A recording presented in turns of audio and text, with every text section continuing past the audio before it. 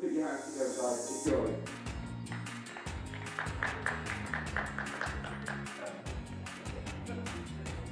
That sounded like a sarcastic clap, that one. I like that one. That was my favourite.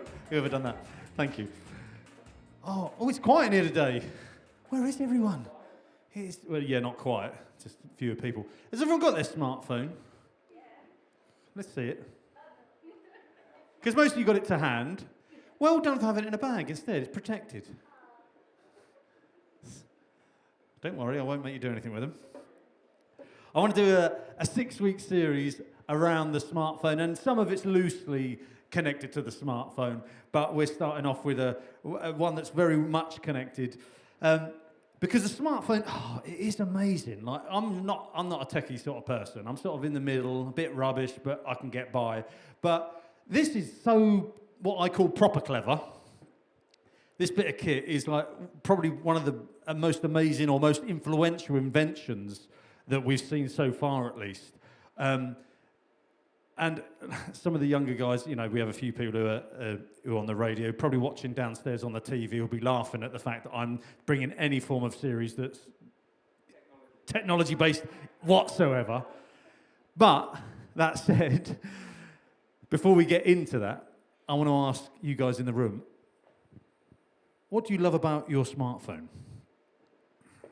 And I'm actually asking you, this is not rhetorical. What do you love about your smartphone? What's the great things about your smartphone? Can you just shout them out? Or Diary, that's mine. I have to put everything in my phone, or I get someone to email me them as well. So notifications that pop up in a diary or your planner, all that sort of stuff. Anything else? Google, searching. You can find anything out. Google never lies, so you can always find the truth. yeah. The smartphone. Oh, it's funny because my boy has a brick phone. We bought him a brick phone, and when he went to high school, just so he can call. He forgets it anyway, but he takes 25 minutes to send one text because you have to do the 1, 2, 3, 4, 5, 1, 2. Do you remember that in your brain? It used to be logged. I used to do it in numbers: 1, 2, 3, 1, 2, 3, 4, 1, 1, 1, 1, 2, 3, and it's like to send a text. Some of you, if you're younger in here, you're like, "What are you talking about? Get a brick phone and send me a long text." It will take you a week and a half. Predictive text, that's maybe something that people love. I hate it because it always chooses something that I'm not wanting to say. What else do you love about your phone? Quick. Maps. Google Maps. Fantastic, yeah. You don't need sat-nav in your car anymore. You can buy the bottom rung of the car now and stick your phone on the dash and it'll get you anywhere. Always takes you the right way as well. Anything else? Come on, there's a few more that are good. Connecting with people, that's a fantastic one. Watching sports, yeah. I saw Jack, if you're listening downstairs, at Flourish the other week with the football on his phone. I'm telling you, he'd have it on whilst he's playing drums if he could. It's only because it's frowned upon that he doesn't. Anything else? Photos, that was the one I was looking for. I don't take any photos, but my wife's phone's got a really good camera on it. It's like magic, it's wizardry. I don't know how it works with a little tiny little hole. It makes me look sort of passable sometimes on holiday when the sun's in the right place. But it's great for all the memories. We create little albums of stuff. We'd never do that if we had a normal camera. We just wouldn't do it. In fact, we didn't until we had a good phone on, a good camera on the smartphone. Anything else that's screaming out before I move on? Listen to podcasts, yeah, that's probably the thing I do the most with my phone, is listen to podcasts. I don't watch them, I have them in my ears when I'm at the gym. So all these things, fantastic. It's all fab, but I want to say there's no such thing as a free lunch. Apart from at Liberty after service, if you knew. There's no such thing as a free lunch. Because we know these, and some of you are going to hate this message today, and I'm glad perhaps then it's quite quiet in here because at least only a few people will hate it. But here's a list of documented downsides of heavy smartphone use. So all them great things about the smartphone, and I agree with you, but decreased attention, definitely for me, disrupted sleep patterns, increased stress and anxiety, weakened in-person communication skills, that's really hitting our young people. Anyone with teenagers knows this, or works in a school or anything. Addiction to whatever the thing is on the phone that you're doing, not necessarily the phone, but sometimes just the phone itself. Reduced productivity, eye strain and fatigue, neck and back pain, so many people with neck and back problems. from this thing going on. FOMO, fear of missing out. On social media, you see other people's life and it leads you to think, my life sucks because everyone else's life is great. This happens. Negative mental health impacts, and this is a big thing that's coming out now, particularly with social media on phones as well. Decreased memory and cognitive overload. Oh, I feel that one. Weakened friendships. Definitely that happens. Weakened friendships. And we'll get into that in a little while. Increased comparison and envy. Poor emotional regulation. Disrupted family time. Probably a major thing. Decreased quality of relationships. Be that in the family, with friends, with a spouse. These things are all the downsides of heavy smartphone use. Aren't smartphones great? Maybe it's a mixed bag. But if I'm honest, I'll be really honest with you. I'm not someone who's glued to my phone, as many people are in this room. I've always generally got it with me. I usually have it at the back there. But I'm not someone who's glued to my phone. I don't feel like, put it this way, I can go like half a day and not realise where my phone is. But even saying that, I do recognise that this thing can interfere with my relationship with God. Even though I'm someone who's not really as impacted as others in the room, and there'll be other people in here who aren't as impacted as me, but this thing can interfere with our relationship with God, just like anything else in our world. And so for week 1 of this 6-week series, my title for today is Offline. Disconnect to reconnect. Offline, disconnect to reconnect. And maybe it's not completely about the smartphone, but I am going to use that as a major part of what we're talking about. You see, because like Dave said, smartphones are designed in large part to keep us connected. It's one of the great things about it, like not just telephones and texts and messages, but social media, all them sort of things, but to keep us connected. But often it leaves us, I think, spiritually disconnected. I think it's maybe one of the biggest things that's causing a spiritual disconnection, perhaps, out of everything in the world. And I know some of you are going to hate this message, like I said at the beginning, but I think it sounds so simple, and it's going to be a really simple message, but so powerful if you let it impact your life. Because there's a constant tug to always be online. There's everything's designed within this, or your laptop, or your smart TV, or whatever thing. Everything is designed to tug you towards being online. And some of you are at the end of the personality spectrum where you're in your own head sometimes and you don't need stuff. I'm someone who's a bit sort of, and it makes sense with my son now, I'm a bit ADHD-y.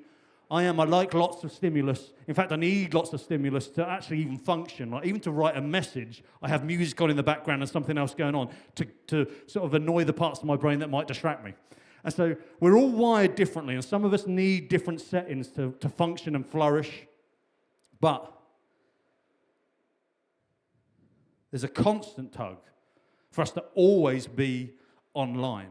And I believe it can affect our ability to connect with God. The very thing that's supposed to create connection can be the thing that causes us a difficulty to connect with God. And so I think in our culture completely, within the church, but maybe in your life, just maybe, that there's a need for a digital detox. And like I said, this sounds like really simple stuff, but I believe there's a need for a digital detox, even like just in my own life, in my family's life, when I look in how the church functions, how people interact with one another. And this digital detox thing is becoming more and more popular. If any of you listen to podcasts and things like that, more and more people are doing this sort of thing. They're trying to have a sort of a breakaway. People are realizing, the studies are coming out, they're realizing this isn't actually that great all of the time. So people are doing all sorts of things. And so they do social media fasting, where they don't go on social media for the weekend, or some people, I've seen other podcasters who go like dark through 1 month, and they don't even look at news for a month. Maybe you limit screen time. People who do that have an app on their phone that tracks screen time and say, no, you've had enough. Maybe it's airplane mode on a weekend, whatever. But the stats are, I was talking to Steph about this the other day, the average screen time on phones is 5 hours a day. And for teenagers, the average is 7 to 9 hours, which I guess is 8 hours average. 8 hours a day on screen. I'm thinking, how? They're in school for like 7 hours. They sleep for 8. That means the rest of the time, pretty much, other than eating, they're on their screen. And sometimes doing both at the same time. I'm a man's man. I can't do two things at once. I can't eat and do something with the screen. But for adults, even for us adults who are sort of my age and above, the average screen time is like 3 or 4 hours a day. 3 or 4 hours a day. And there's recent studies, and I don't know whether to believe this or not, but that every notification interrupts focus, and it can take you up to 23 minutes to regain your level of focus that you had before. And so like, some of you can relate to that. Others are really good at switching focus from thing to thing. But if you're in something at work, you know you've done it. You're at work doing something, and then your phone pings, and all of a sudden you're watching that football game for the next 20 minutes. But all this constant notification to us can distract us, even from just our normal daily activities. And so this means every little ping, every little ping, distracts us from real life, because this isn't really real life. The digital world isn't real life. It's part of our real life, but it's not real life. And every time it notifies us and distracts us, it distracts us from real life, whether that's work, and some of your bosses wouldn't be happy about how distracted you are at work with your phones or your laptops or anything else, or your smartwatches. Or it could distract us from the people in our world, even the people that we like. But really, on top of that, it can distract us from God. And like for me, anyway, the smartwatch is that I think this is the dumbest invention ever. And some of you got them in here. So I'm not, this is not me at the front saying, don't have these things. Like, some of you got these and you use them really wisely, and that's cool. But most of the people I see use them, I just want to punch in the face. And the only reason being is because, like, and I have this thing when I'm talking to someone, like in depth, I want them to listen. Like, I know it's weird. Some of you don't care, you just want to bounce off. But I want you to actually listen. And I know some of you can multitask, unlike me, so you can listen and look at your watch at the same time. But because I can't do it, I map that onto you. And so every time you're doing this, every time you're talking to me, I think, you're not listening to me. And in some regard, you're not. And so this is an amazing bit of kit. And for some situations in our life, and used well, it can probably be really, really helpful. But this thing, because it's even more accessible, it's constantly dragging you into the digital world. Not the real world where you are right now, but into the digital world. I told you some of you went like this. The problem, our constant connection to our phone has led to disconnection in so many other parts of our life. And we check our phones multiple times an hour, sometimes without even thinking about it. We do. It's like a habitual thing, just like breathing now or blinking. It's become part of our autonomic nervous system. It's like we're just supposed to do this. I even have this thing on my phone that, I don't know if you got this because I'm not very techie. I have a tiny little green LED on the top left-hand corner that tells me when I've got a notification. There's even a little hole, I think, in some of the cases that show you, so you can have it all shut up. And so I don't even have to, it like just blinks at me and goes, I can tell you something. So it's supposed to be really subtle. But even that, I open my phone up, there's no green light. I still turn it on, put my code in. I know, old school, doesn't do my retina or anything. And I go, oh, there's no messages. And I already know that because there's no green light on it. But it's become part of a habitual thing that my body does before, because I had like 10 phones before this phone that done this. So it's just built into our programming. We check our phones multiple times an hour. But I want to question me, how often are we checking in with God in that same hour? We've got to connect to the digital world, got to connect, got to think, got to connect with that. And it's part of our nature now, perhaps, but how often in that same hour are we checking in with God? We're checking in with our phone. How often are we checking in with God? How often are we leaning in to that? You see, the phone promises connection, but it's leading to distraction, or a better way of putting it probably is the phone promises connection, but it's leading to disconnection. The phone promises this, and it does it really well in lots of ways, but it also takes away what it gives with one hand. It's stealing twice as much with the other. I think just like it's rude when you're talking or looking at your phone when you're in conversation with someone, it impacts relationship. I think it's very similar with our relationship with God. It can be detrimental to our relationship with God when we get spiritually distracted. And like I'm not just talking about the smartphone today. I'm talking about lots of different things in life that maybe are that for you in your world. But this is so it's so relevant to nearly all of us that I'm using it as a model. But Jesus modeled the power of disconnection. In a world where it's like we want to be connected, and like even in the church, it's about building connection and connecting together and being together and doing life together and all that. But Jesus modeled the power of disconnection, where he said, that's enough now. Now you need to unplug. There's too much of that going on. You actually need to go offline just for a minute. You see, Jesus had these patterns of withdrawing. And you read the Gospels, it's like Jesus, think about this. Jesus is on the most important mission ever in the world for anyone ever. And quite often he said, I'm going to take a break. I need to disconnect. I need to go away from you lot because you're doing my head in. He was disconnecting from the real world. He often withdrew from the crowds. He disconnected from the crowds to reconnect with his Father. That's what he done. He disconnected from people to reconnect with his Father. I've got a few scriptures up here for you. For Mark 1:35 that says, Jesus rose early in the morning. God, what does that feel like? Rose early in the morning, went to a solitary place and prayed. We were talking about this morning how we're trying to get up early as a family, doing exercise in the morning. And that's like Steph's found this new praise and worship workout. She's praising and worshiping out. She's a busy mum. She's got to do two things at once. Moving and praying and praising. But Jesus would go to a solitary place and pray. There's loads of scriptures like this. I'm just picking a few out. Luke 5:16 says, but Jesus often withdrew to lonely places and prayed. The most connected man, the man who was right at the center of the universe in connection-wise, decided, I need to go offline from the world. I need to withdraw to a lonely place. Some of you are wired like me, like being alone with no noise is like the worst feeling. It's like your brain bouncing around, but we're called to do that. That's the time we can connect with the Father. Matthew 14:23 says this, Jesus dismissed the crowds and went up on the mountainside to pray. Jesus dismissed the crowd, a crowd that are in need, that are yearning for teaching and learning and maybe some fish and chips on the side if they can get it.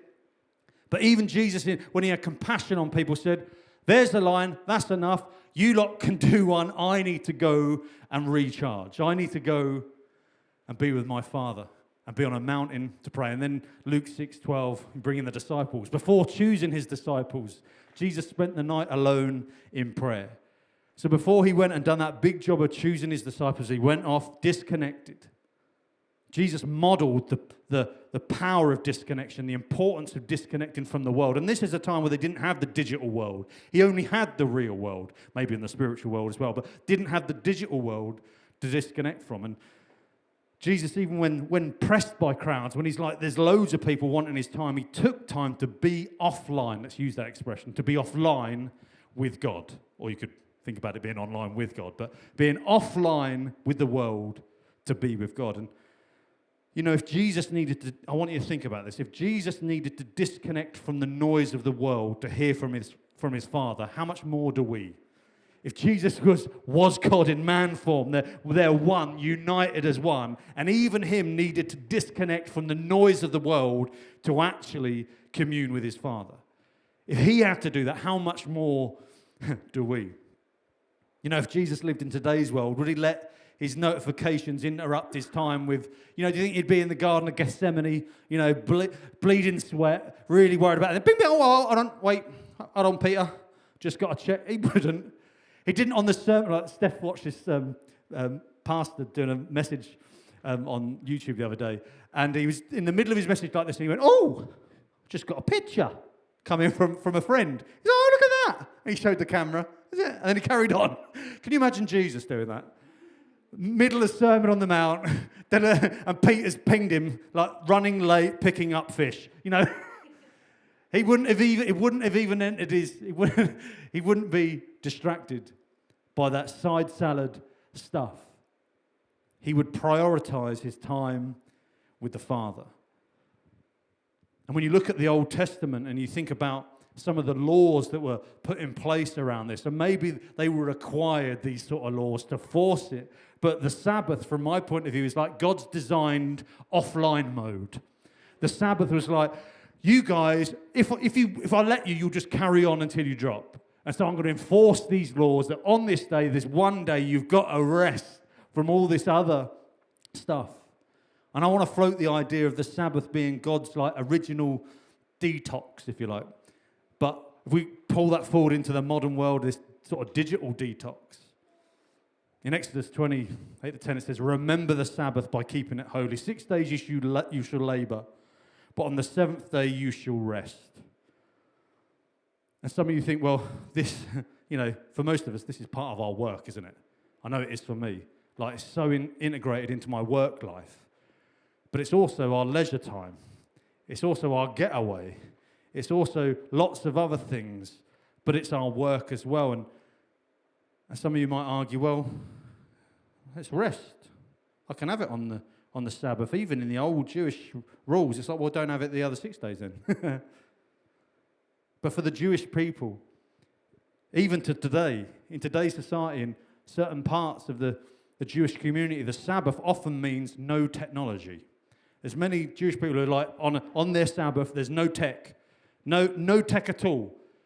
And me and Steph were talking about no tech, and often in these communities you'll spend all of that afternoon, from early afternoon into evening as a family around a table talking. Is that talking? And this is like basic human stuff, isn't it? That's slowly getting eroded, even within the church.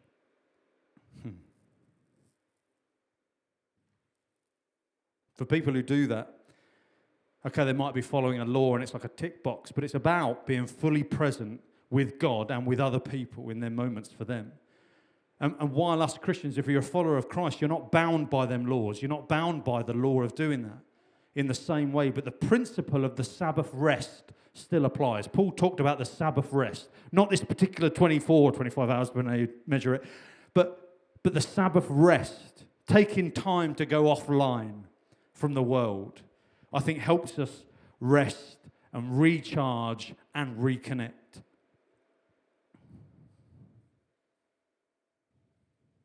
What would happen if, like our Jewish friends, we took time to turn off our phones? Even just for a day, or shut down our emails, or stop checking social media, even just for a day. Here's an idea. I challenge you to take a digital Sabbath. I'm not saying you've got to do it. I'm just challenging you. Some of you do already do this.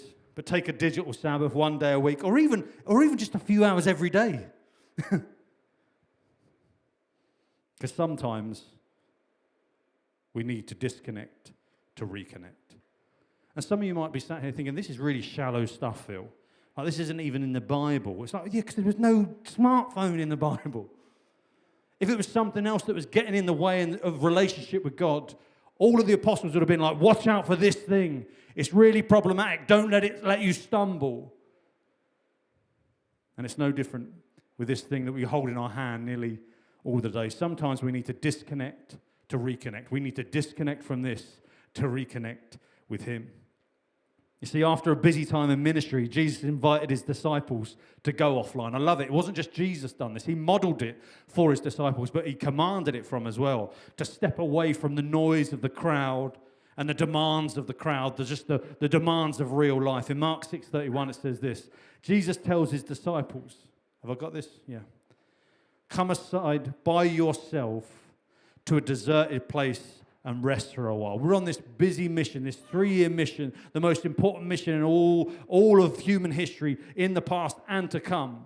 And yet, I'm telling you, come aside by yourself to a deserted place and rest for a while. Go offline from the world. Take time out from the world. So I want to ask you a question. Maybe it's a personal question, but in what way is your smartphone acting like the crowd? Like in the way Jesus spoke, where the crowd was pushing in on them, asking so much, taking so much of their time and energy. In what way is your smartphone acting like that crowd in your life? Because I want to encourage you to take steps to disconnect from it.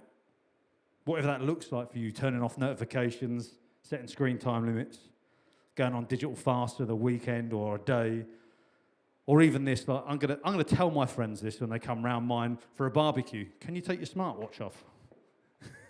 I was talking to a fellow, I think it was at jiu-jitsu or MMA, And he was talking about how he'd left the phone in the kitchen and he was in the garden talking to someone, and it's like all he could focus on was my phone's in the kitchen. It's in his own house. No one's going to steal it. It's his mate's round. It's not like it's a valuable thing. I've got to make sure it's safe. It's like all I could think about is my phone. I haven't got my phone.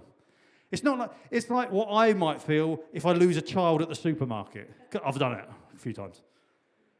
That like feeling of something's not right. 1, 2, 3. Where's number 4? Where's number 4? Oh no. But like that feeling of it's not with me. But yeah, I'm going to make my mates do that. Take off your watch. In fact, I used to have my lecturer at university, I forgot about this, used to have a bucket of water she'd bring in. Like 200 people in a lecture theatre, and she'd bring up, and this is the days where smartphones had only really just started being a thing. And she's like, any of your phones go off, I'm putting it in that bucket of water. So you couldn't do that today, could you? Imagine that.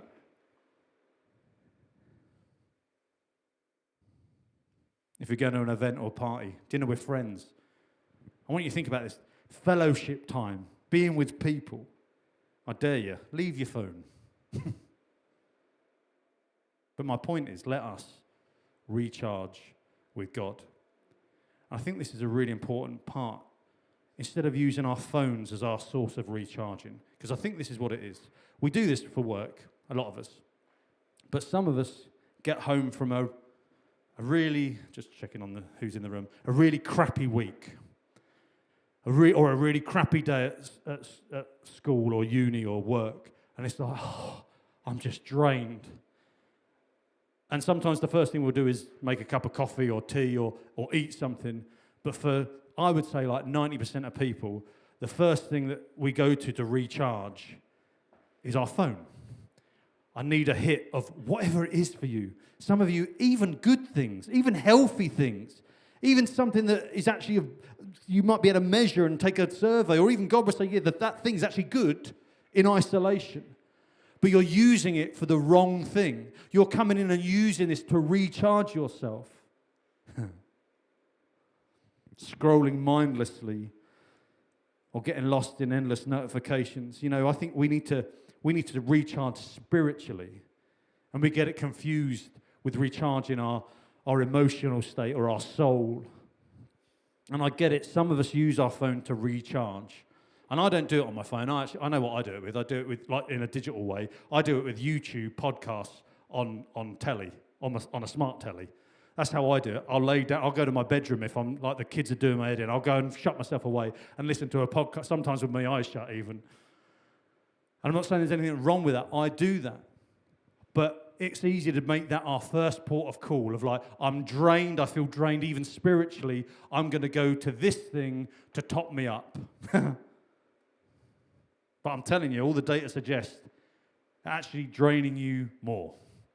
This thing or the thing on the TV, on the laptop, whatever, is actually draining you more rather than recharging you.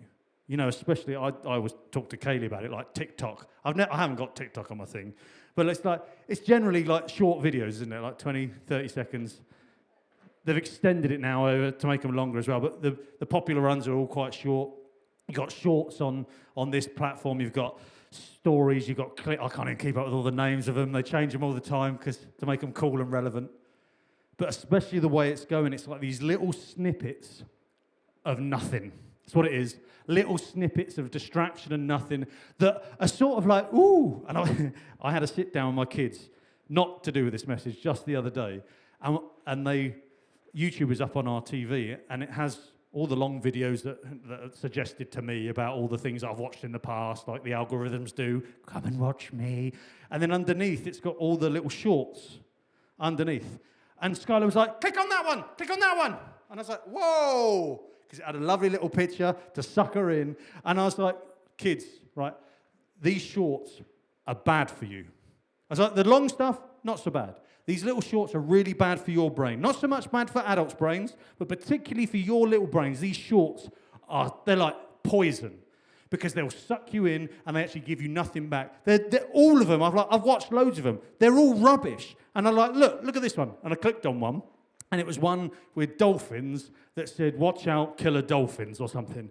And it had some AI voice over the top. In Florida, there's this pink dolphin called Dave, or, you know, whatever. And it has like 20 seconds of this thing about this dolphin, and at the end of it, there was nothing about it being dangerous.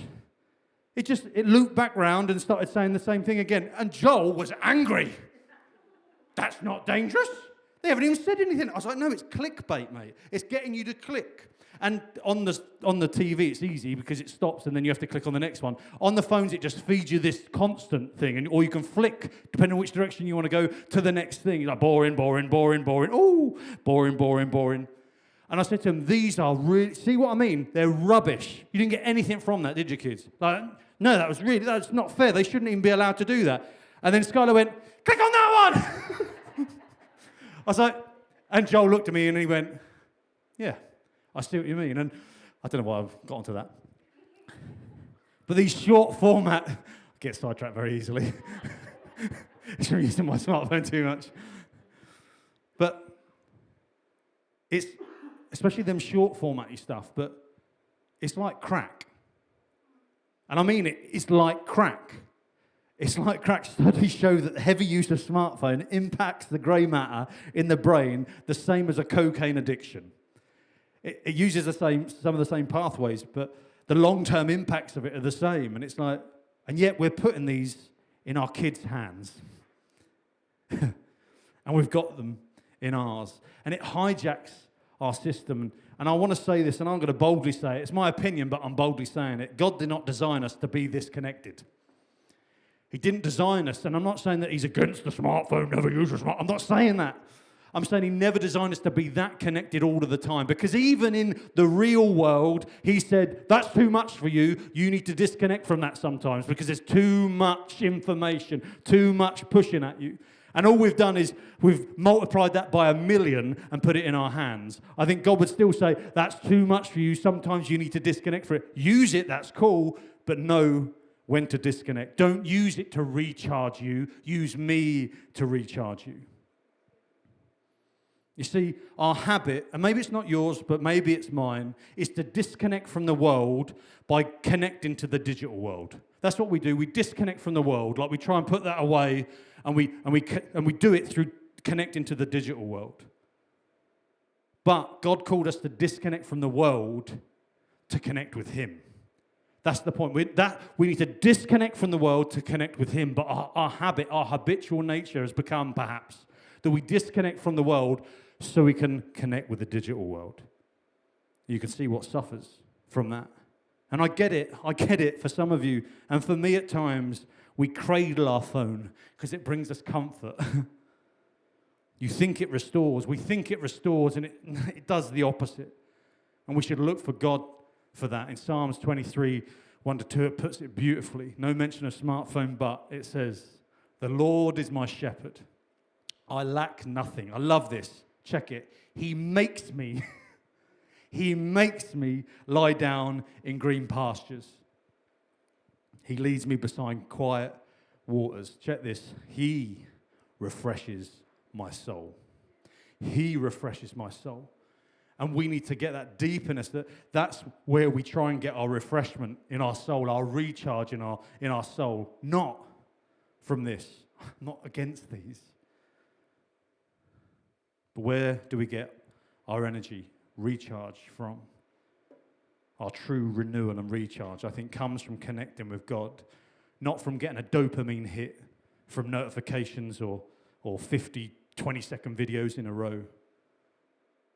Really what we're talking about is the difference between our digital connection and our spiritual connection, or maybe our smartphone habits versus our spiritual habits. Like if you were to measure, I'm not even judging you, but if you were to measure yourself, your screen time, dare I say it, versus your prayer time. There's probably an app that can measure both for you, ironically. How much time do we spend on our phones compared to how much time we spend in prayer or in praise or seeking him or reading scripture or this constant connection to notifications instead of a constant connection to God? In our hierarchy of value of what's important, most of us are like, I need to have my notifications. Like if I said to some of you, come and put your phone on the front here until the end of the service, you were like, I can't do that. Someone might message me. So, I like the old days. Carrier pigeon. That's when it was at its best. I'm joking.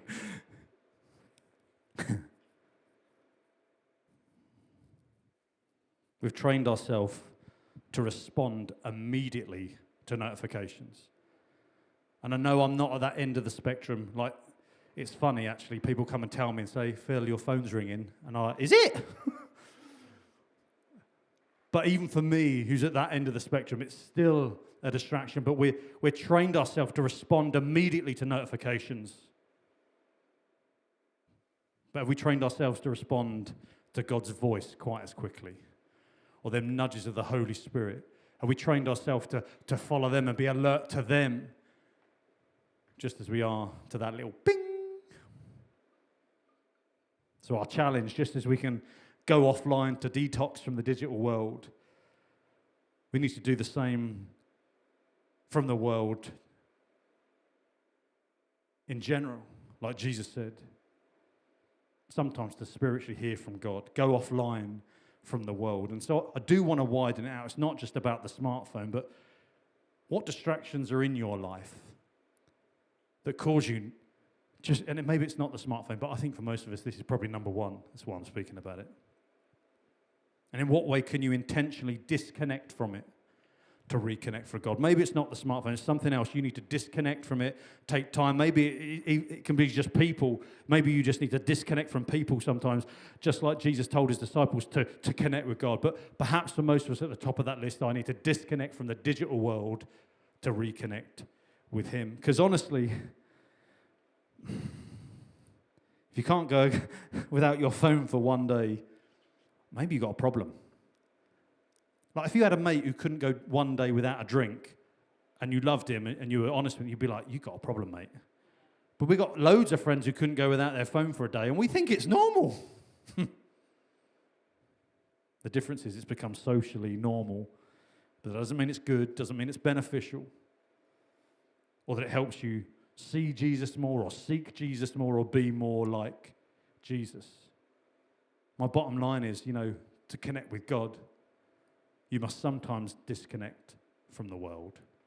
To connect with God, sometimes you need to disconnect from the world. And for many of us, the biggest part of that is the digital world. And for many of us, the biggest part of that is our smartphone. We need to disconnect to reconnect. And so, as I finish, I invite you to go offline with God this week. I told you you'd hate this message.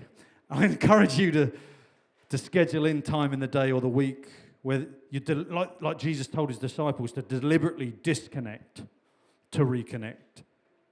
So I challenge you to deliberately disconnect from your phone and even from people and from any other distraction to purposely connect with God. Amen. Let's pray. Father, I just thank you.